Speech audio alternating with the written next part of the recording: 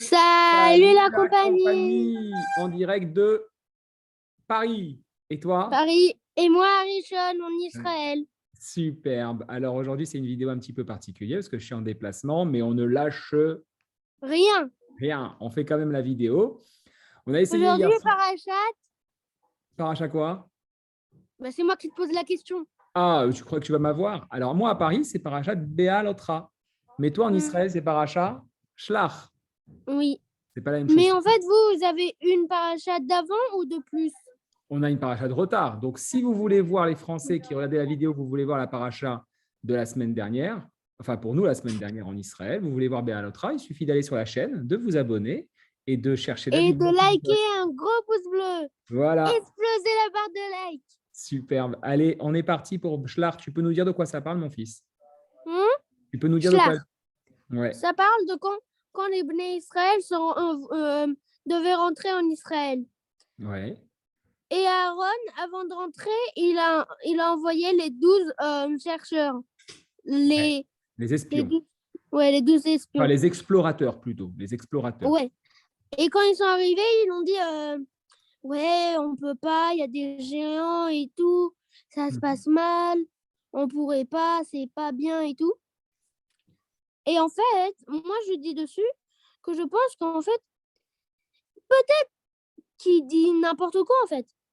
C'est-à-dire? Parce qu'à un moment, on les voit rentrer en Israël et il n'y a rien du tout. Bah oui, par la suite, ils vont rentrer, tout va bien se passer. Ouais. Enfin, il y aura quand même quelques petites guerres, etc. Mais en tout cas, ils vont finir vainqueurs. Et Je te justement, laisse là, la parole. merci, mon chéri, merci. Tu fais bien l'interview. Tu te prépares pour l'interview avec Jessica, hein. Alors, il y a mamie qui passe derrière toi à quatre pattes. Tu lui dis qu'on la voit, hein. Donc, Mamie, on euh, te voit. voilà. Non, Mais ne touche pas le téléphone. Allez, franchement, on continue, on ne s'arrête pas. On ne s'arrête pas, on est en ok. live, on continue. Voilà.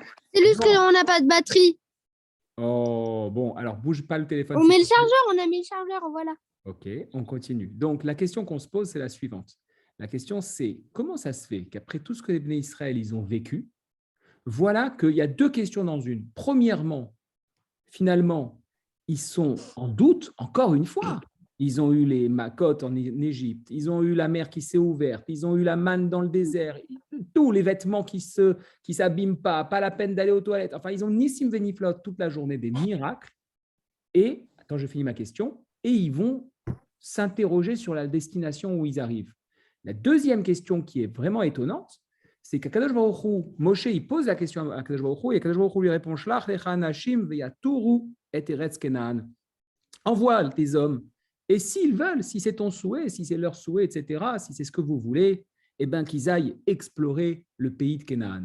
Alors, d'après toi, comment c'est possible qu'ils aient douté, et en plus qu'Akadosh Baruch Hu, ils répondent, OK, allez-y, let's go. J'en ai pas la moindre idée. Mais peut-être Hachem les a fait, tu vois, un petit peu dur ou quelque chose. Parce que, en fait, peut-être qu'en fait, ils voulaient pas rentrer en Eretz Israël. Parce que avec tous les Nissim et Niflaot qu'ils avaient, grâce à Boré Olam, Ouais. grâce à Hachem, et ben peut-être que ils voulaient pas rentrer et bah c'était un petit peu la fin de la mission rentrer en Israël et ils voulaient pas finir la mission, tu vois. C'est comme si tu joues un jeu et tu kiffes le jeu et à un moment tu arrives à un moment où tu finis le jeu, t'as pas envie. Et qu'est-ce qui aurait changé pour eux? Baisse le téléphone, attention, il est en train de glisser. On ne te voit pas bien. Je le vois. Il y a des Voilà, super. fourmis à côté de moi, je me demande d'où ils viennent. Bon. Qu'est-ce qui pourrait changer en finissant la mission pour essayer de comprendre ce que tu veux dire? Mais en fait, peut-être qu'ils voudraient pas que tout ce qui est incroyable se finisse. Ils voudraient Ah, pas rentrer en Israël et fini tout, zéro.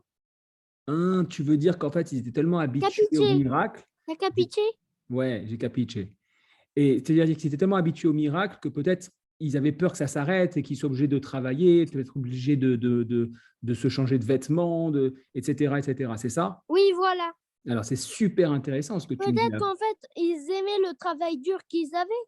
Non, mais ils n'avaient pas de travail dur, justement, dans le désert. Bah, créer le Mishkan, par exemple, c'était dur. Ouais, ouais. Faire le Mishkan, c'était Bonne dur. réflexion, bonne réflexion. Marcher une tonne de temps dans le désert, c'était dur. Ouais, mais toi, tu dis l'inverse. Tu dis que finalement, c'était facile parce que ça, marcher, il faut toujours marcher, construire, il faut toujours construire. Mais comme ils étaient accompagnés de miracles, c'est ce que j'ai cru comprendre, hein, dis-moi si je me trompe. Comme ils étaient accompagnés de miracles, du coup, tu vois, je réfléchis en même temps, ils se disaient, attends, tout va s'arrêter, il va falloir qu'on prépare la terre, qu'on fasse pousser les choses, qu'on construise nos maisons. Là, il y a juste le Mishkan à faire et Dieu, il s'occupe de tout le reste, c'est le kiff. Et voilà. C'est ça ou pas? Mm, Bon, c'est alors, ça. alors c'est super intéressant parce qu'en fait, la Torah, elle compare les Bnei Israël dans le désert à un enfant qui est dans le ventre, un bébé qui est dans le ventre de sa maman. Il n'a rien à faire. Il est nourri, logé, blanchi. Oui.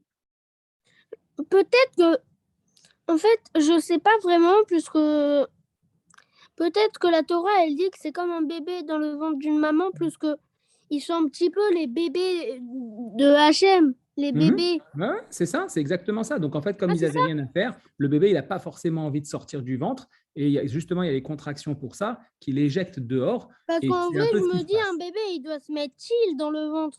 Ah ouais, il est cool, lui, il est tranquille. Mais alors, dis-moi une chose. Pourquoi Kadosh Baruch Hu, du coup, alors là, on a répondu à la première question et franchement, ce n'était pas ma réponse. Donc, c'est la tienne, Kol HaKavod. Je la valide. Elle est tellement pertinente que j'ai rien à rajouter. Mais alors, par contre, il y a toujours la deuxième question. C'est pourquoi Kadosh Baruch Hu, pourquoi Moshe, il vient voir Hachem, il lui dit voilà ce qu'ils veulent faire, ils veulent aller partir en exploration de la terre. Kadosh Baruch Hu, il dit vas-y, envoie-les. Envoie-les si c'est ce que vous voulez. Shlach lecha anashim, envoie les hommes. Comment Kadosh Baruch Hu, il peut accepter qu'il y ait ce doute, qu'il y ait justement, ça veut dire, si tu as raison, toi, forcément, les Bnei Israël, ils vont arriver en Israël, ils vont voir comme c'est l'horreur, il faut construire les maisons, il faut faire la terre, etc., etc. C'est sûr qu'ils vont partir en courant. Ils ne vont pas vouloir avoir envie. Et nous, aujourd'hui, Shai, on le voit, tu vois, on le voit que Ouais. même aujourd'hui en Israël, on a un peu le même système. Moi, je suis à Paris maintenant, on voit bien que la vie, elle est plus cool, il y a des maisons plus grandes, il y a moins de bouchons, tout est facile, alors qu'en Israël, surtout pour nous, les Français, ça nous paraît Mais tellement pas du tout, difficile. pas du tout. Pourquoi alors? Tu dis tout est facile pour nous, Non, en mais les France, travailleurs qui font les maisons, ils En travaillent toute la Laaretz, journée. ça paraît toujours plus facile qu'en Israël. Et on sait qu'en Israël, il faut avoir un mérite pour être dans la terre. C'est marqué comme ça, qu'il faut mériter. C'est une terre qui attire ses habitants, la Torah elle dit, ou qui les rejette. Alors, Akadosh Baruch Hu, il savait ça. Pourquoi il a accepté? Restons focus sur la question. Pourquoi il a accepté qu'ils y aillent? C'est compliqué à comprendre. Tu as une réponse ou pas, toi? Est-ce que tu as compris la question? Oui, mais non, j'ai pas de réponse. Alors, je vais essayer de t'aider à répondre. Je En te laisse réalité, continuer la parole. La d'accord, parole. merci. La réponse, en réalité, elle est comme ça. C'est que, effectivement, Akadosh Baruch Hu, il nous a habitués dans le désert à tout nous donner.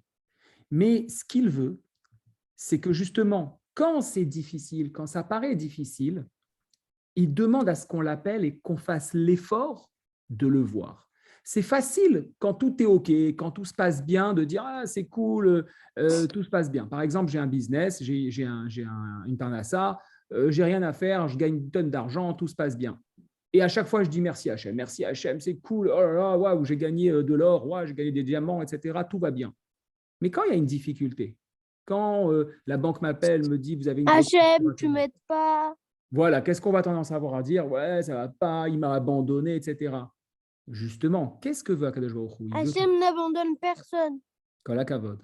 Ce qu'il veut Akadosh Baruch Hu, c'est que lorsque c'est difficile, c'est pas difficile pour le plaisir, c'est difficile pour que tu fasses un effort, tu vois, pour que tu fasses. Quand je te dis par exemple, monte les escaliers entièrement jusqu'au bout, commence pas au 5e étage, va jusqu'au haut. C'est pour que tu fasses un effort, pour que tu te rendes compte que c'est pas si difficile que ça et que tu peux y arriver. Et c'est plus beau de voir Akadosh Baruch Hu dans l'effort que dans la facilité. C'est-à-dire que tu crois vraiment à lui. En fait, tu confirmes ta émouna, tu confirmes les choses jusqu'au bout. Or, il y a un problème, c'est que quand les Bnei Israël ils arrivent devant la terre, ils disent attention, nous, on a besoin. Anachnu, c'est comme un ani. C'est-à-dire que c'est au pluriel, mais c'est chacun. J'ai fait les choses, je veux vérifier, je veux voir. En fait, le ani qui est réservé à Kadosh Baruch Hu dans Ani Hashem Elokechem, c'est-à-dire le seul qui peut dire moi qui existe vraiment, c'est Hashem. Quand l'être humain, quand l'homme, il commence à mettre son ani, alors là, il commence à dépasser son rôle et à trop penser qu'il maîtrise vraiment, vraiment tous les éléments. Alors que le seul qui maîtrise tous les éléments, c'est Elohim. Tu comprends? Et à ce moment-là, quand Oui. il dit ah, vous voulez dépasser votre rôle, vous pensez que votre gava, elle est tellement puissante que vous êtes dans la matérialité, vous avez oublié. En fait, Le désert, c'est devenu presque une habitude pour vous. Ça fait 40 ans que vous êtes là. Ça fait des années, on va dire ça comme ça. Ça commence à devenir une habitude. Tu ne vois plus les miracles.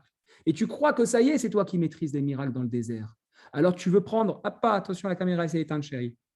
Je sais, c'est parce que j'ai 10%. Ah, ok, voilà, c'est revenu. Ça y est, j'ai fini, on a fini. Alors tu crois que ça y est, c'est toi qui maîtrises. Alors viens, on va faire un essai. Viens, on va faire un essai. Tu vas y aller et tu vas voir ce qui se passe. Et quand tu vas paniquer, peut-être que tu vas te remettre en question. Jusqu'au moment où tu vas paniquer tellement que tu vas te dire, il faut que je meure, c'est pas possible, ils vont tous nous tuer, les géants, etc. Et là, tu vas te remettre en question et tu vas revenir vers la Emouna et tu vas voir que c'est moi qui fais les choses. Akadosh Baruch Hu, il nous laisse tester. Il nous laisse être dans la difficulté pour qu'on puisse voir davantage. Parce que de toute manière, il n'y a plus de solution. Il y a un moment, c'est soit on se dit, allez hop, je meurs, mais ça ne servira à rien du tout.